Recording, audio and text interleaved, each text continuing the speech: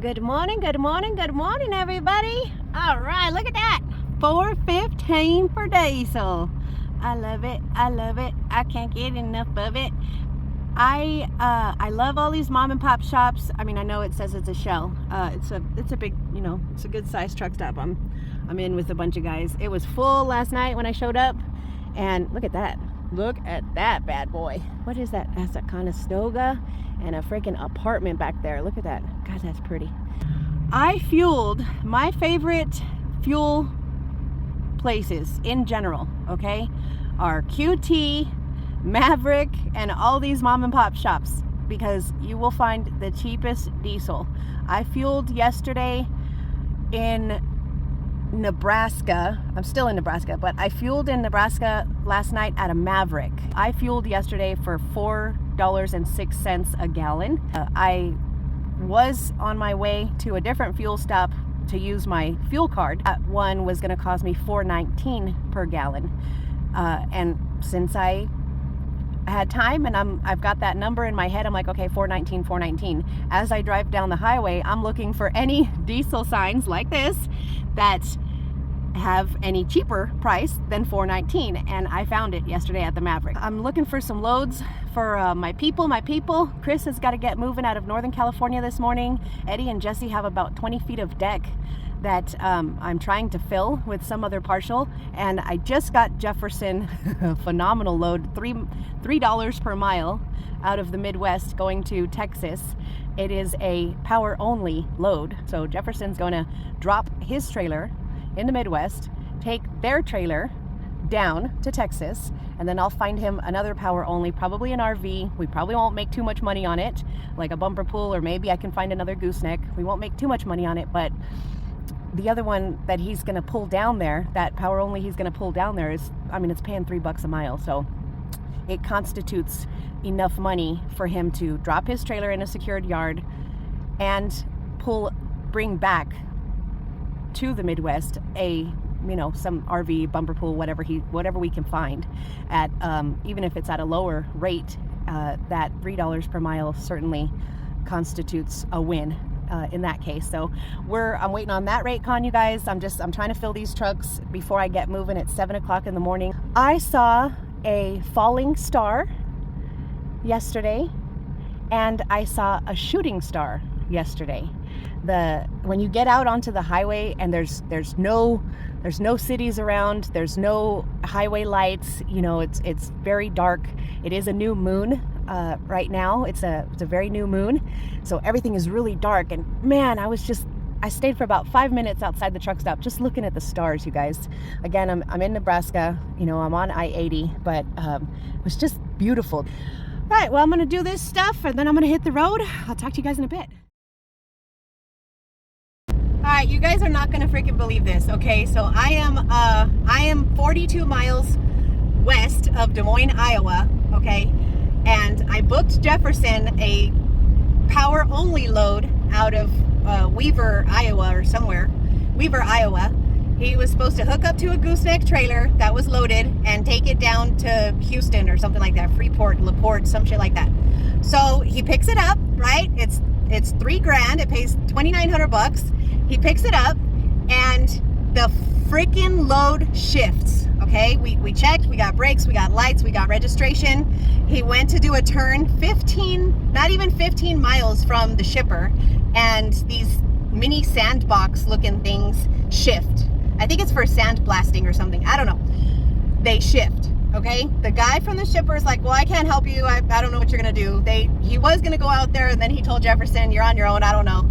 And Jefferson's calling me, and I'm like, oh my God, it's 7 o'clock at night, right? And I'm like, where are you, Jefferson? He's like, I'm close to the shipper. So I punch in my GPS, right? I'm like, okay, let me see how far I am from Weaver, Iowa. Weaver, Iowa is about an hour south of Iowa City, or wherever I'm supposed to be going through on I-80. So I'm literally a little over 200 miles from Jefferson, and I told him, I'll go help you, so I'm gonna travel out of route to go help the guy that I dispatched, because I gave him a freaking load that's giving him damn problems, and I feel terrible. And not only that, like, there's literally nothing he could do. He can't disconnect from the trailer. It's too much of a risk. The piece is really heavy. He's already maneuvered it. You know, he's like, if I had 2 people, it would be a 5-minute fix. But he's like, I can't be on this side of the trailer lifting the thing up and be on that side of the trailer ratcheting it down to hold the pressure or to pull it back on the trailer. And I'm like, okay, I will be there. I'm going. It's going to take me 3 freaking hours, but I will be there. So let's go. And I've never even met Jefferson, you guys. He signed up as my Patreon. He had kind of a rough start, and he's rolling now. He's almost, you know, he's 6 months into his authority, and I've been dispatching him. I've never met him. We talk on the phone all the time. And now his load shifts. And what are the freaking chances, you guys? What are the chances that I am within a couple 100 miles of this guy and he needs my freaking help? Like, I can't believe it. Like, God is it's just amazing to me. Like, we probably live like 3 hours from each other in Texas, but now we're up here in the freaking Midwest, Iowa, okay, Iowa, and I'm gonna go help him so that he can continue on his trip. So it's crazy, but I'm always there for my people as much as I can be. Some metal, but it's just a clip over there. You cut off of the freight? Well, that's okay. We can buy another one. You just weld it back when you get home. No, it's just like this. Okay. It's those things hold the leg. So do you remember I took some here? Okay. But another 2 over there the clip was there, right? Okay. Okay. So I was like, that's why I was leaning this way. So when I see these things over here? Yeah. I could not take it out. It was stuck? Well, because, you know, it's supposed to come this way, it's supposed to come that way. I put a jack over here, I lifted up this thing, you know, and I moved this way, I removed this, but I could not remove that one, so I cut. I cut over here, this over here we can buy it. Oh yeah, that's, you know, yeah, that's trailer supply.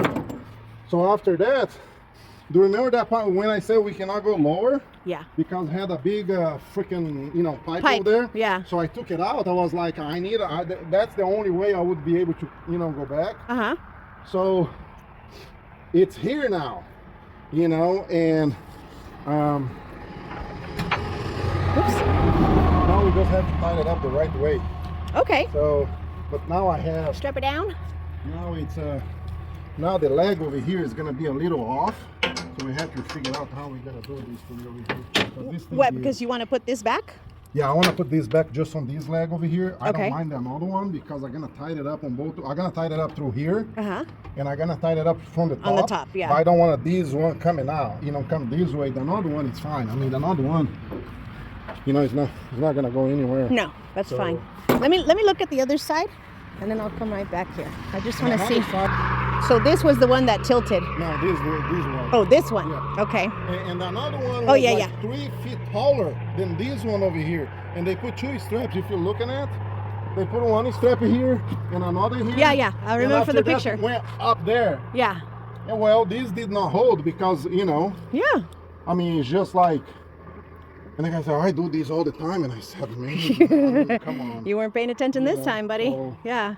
Wow. See, I tied it up over here already, just, you know, because when I didn't want that thing fall over here and hit this push one. That. And, so God, what a crazy load. You know, now, if it's like this, you know, we're going to be fine. You know, I'm wondering about this over here. I mean, you see how loose already it is? It's not loose. It's really these things are. tight. But, yeah, it's tight, you know, but it's got flex on it. Flex on it. Yeah, a lot. Look at this over here. Yeah. Now, the guy said, well, you know, you just use some chain. I was like, this thing is supposed to be power only. All my chains is in my truck. Yeah. You know, why y'all didn't do chain? Yeah. You know, it is tall. You see how much, you know, is here? Okay. Because this thing is never going to go anywhere. I think well, we should. Sharp. Yeah, I think I should give you some edge protectors because I don't like that. Yeah. I don't like that. Yeah. Just in case, no big deal. All right, can you help me on these over here? Yes. Oh my God. Okay, you guys, this is just crazy. I'm gonna tell you more about this load later, but let me show you the problem. Okay, this was a power only. This gray, whatever it is. Okay, you see that? It is taller than the one on the other side, right? The brown guy. That's back there. That's another silo, whatever thing. So you see the difference in height, right? Well, all they did with these two that have a different height is they did what they did here. They put two straps right over the top. Jefferson's literally 10 minutes from the shipper, and as soon as he make a turn or whatever, they fell over. One fell over. So that was the issue, was the difference in height. So what we did to fix that is now we put strap through here. This is covering one side, and then this strap is covering the brown guy over there. You see that?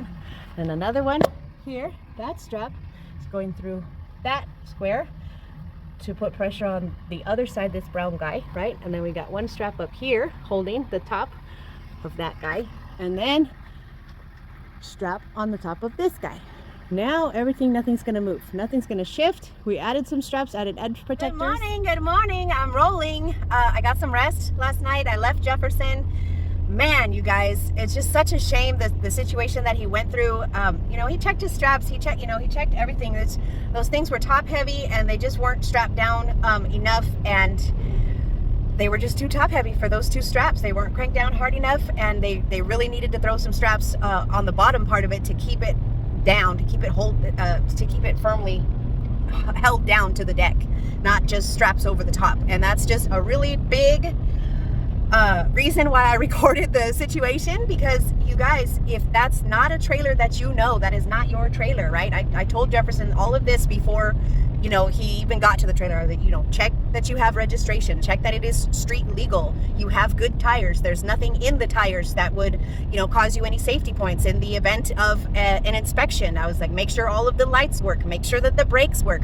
We don't know what we're getting into when we do this power only stuff. I mean, and this is another prime example. Remember RV lady, and she wanted me to pay for her freaking toilet because I transported the RV from Texas to California for $1 a mile, and she, you know, she said her toilet had a leak, and she, you know, tried to stick my insurance.